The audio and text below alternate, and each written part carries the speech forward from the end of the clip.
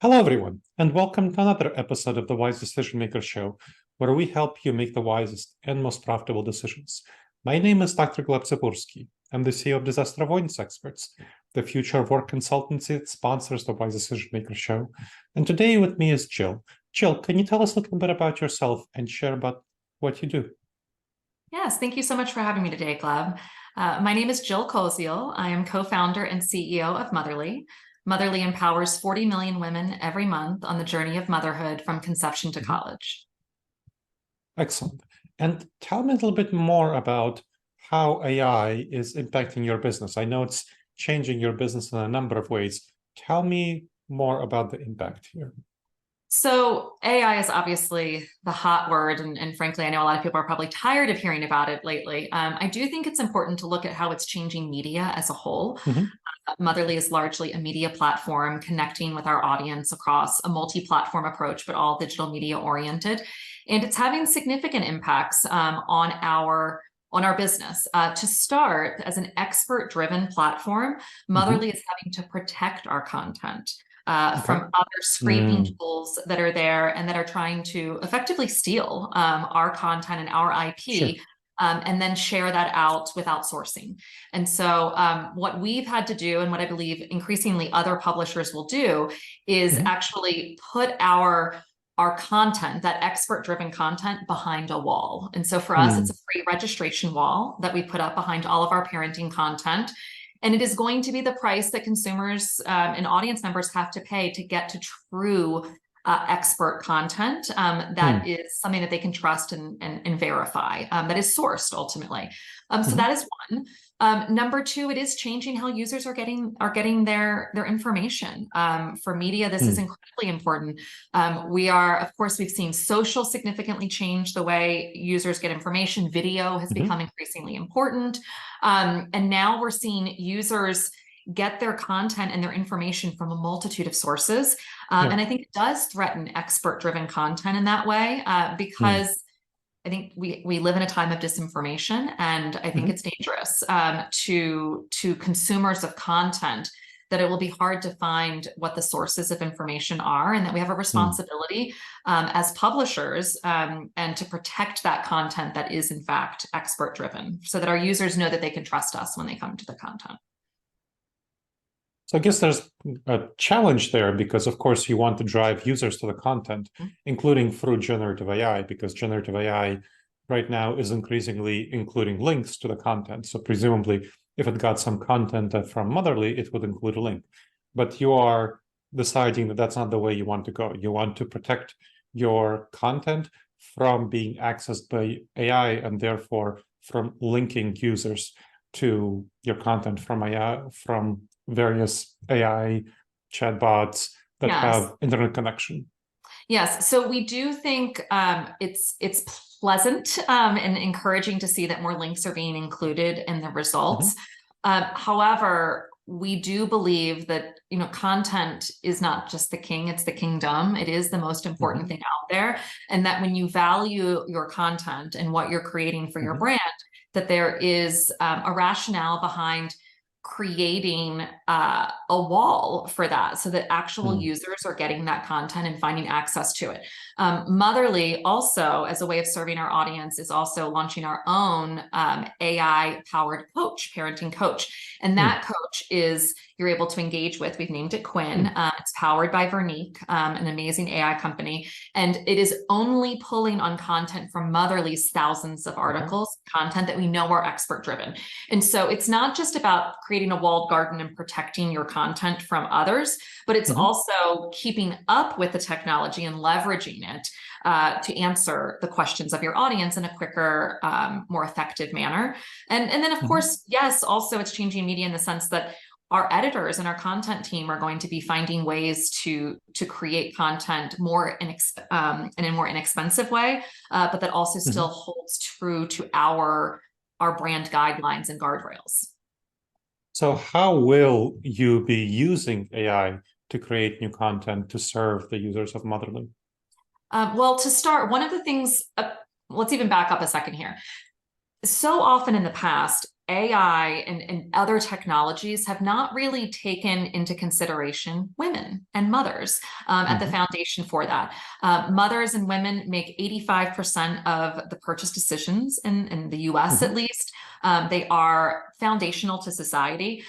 They are leading the next generation, creating the next generation. And so we really believe that it's critical that mothers are able to be at the center of the development and innovation around how to leverage AI, and that motherhood tools are things that can kind of bring those two together and build for them. And so with Motherly and with AI, what we've been able to do with Quinn is to solve what we believe are some of the problems with today's current iteration of AI. One, we don't know if we can always trust it. So the fact that we're only looking at Motherly's content helps for our users to know that they can in fact trust it. Number two, it is personalized. And so this is really important also. Our users, when they onboard, they tell us a little about themselves, including the age of their children and the stage of motherhood that they're in. And so when Quinn is engaging with them, we know a little bit about them, and it can get smarter and it can start to customize and personalize that experience for them.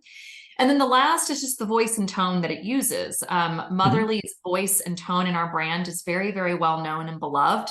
And so we've been able to train this technology to respond in Motherly's approach that is empowering and non-judgmental. And so pulling those things together and then having it get smarter and learn about the individual while still keeping it constrained to our data that we know is accurate and evidence-based is a way that we're solving this problem.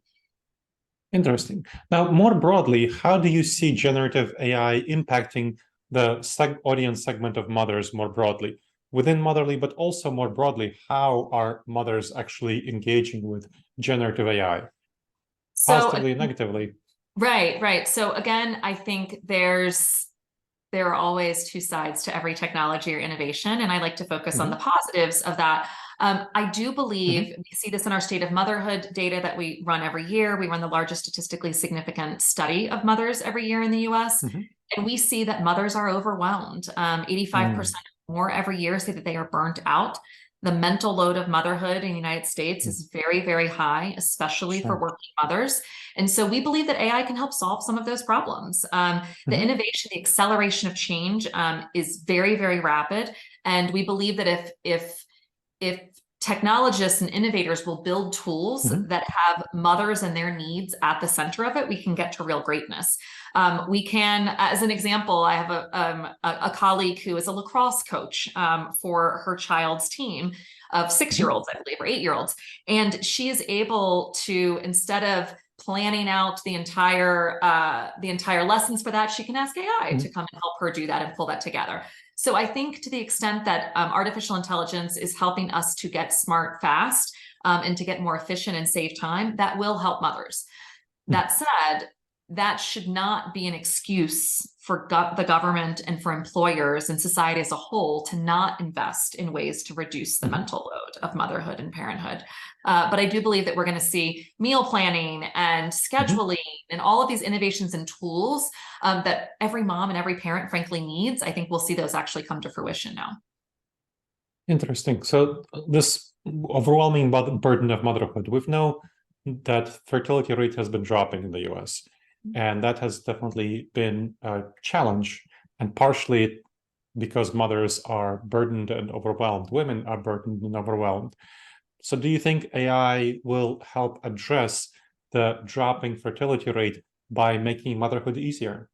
That is not going to be a silver bullet, unfortunately. I'd love if it were, but I don't believe it will be a silver bullet. In today's economy, we really need 2 working parents, a dual income family in most cases in the US, except for, the very wealthy. And that's just to make ends meet. And so that requires that if you have children, that you have childcare. And so I would say that the crux of this problem is actually childcare and the lack of affordable, accessible, high quality childcare in this country. A parent needs all three. They maybe get two, but really very rarely, almost impossible to get all three. And so AI is not going to solve the problem of caring for our children. And so it may help develop tools for training caregivers, for making the high quality side of it better. It may help for arranging childcare share programs and make those things more accessible. But I don't believe that in the near term, at least, that we're going to see AI actually caring for our children. And so this requires a much larger intervention. And I believe at the governmental and at the employer level, mothers and parents as a whole are being asked to nurture in a society that does not nurture them back. In 1971, Richard Nixon vetoed a bill that had passed both the House and the Senate, calling for affordable childcare and government-run childcare that is much more aligned with other developed countries, and he vetoed it. And since then, we've only seen more of a need to have women in the workforce just for their families to survive. And so I would say that we are not going to solve the mental load of motherhood until we solve childcare, affordable, accessible, high-quality childcare. And frankly, there's a lot of other structural challenges, paid family leave, a lot of challenges also just with like gender norms and roles inside our country and our society that lead to mothers always being the default parent, regardless of her status as a breadwinner. Yeah, that makes sense. Well, thank you for sharing your expertise. That's been very helpful. As you think about the future, what do you think will be the impact of generative AI on motherly and more broadly on motherhood? I think it's still evolving. I think we have a lot of ethical questions to answer as a society related to AI. But as an entrepreneur and as a mother, I tend to be an optimist and hopeful for the future. I do think that we are on the cusp of a lot of innovation and a lot of solutions that have been long overdue being able to come to the foreground. And whether it be new apps and new technologies that are consumer facing that solve these problems, or perhaps it is actually coming up with the data and analyzing the data and the outcome of programs like universal childcare in this country. I do think that there will be ways in which we can leverage this technology to push forward to society and helping to support mothers across the board. Well, I hope you're right, Jill. Thank you very much. Really appreciate your time. Thank you so much for having me. And thank you to the audience for checking out another episode of the Wise Decision Maker Show. Please make sure to subscribe wherever you checked out the show and leave a review. It helps others discover the show and helps us improve the show.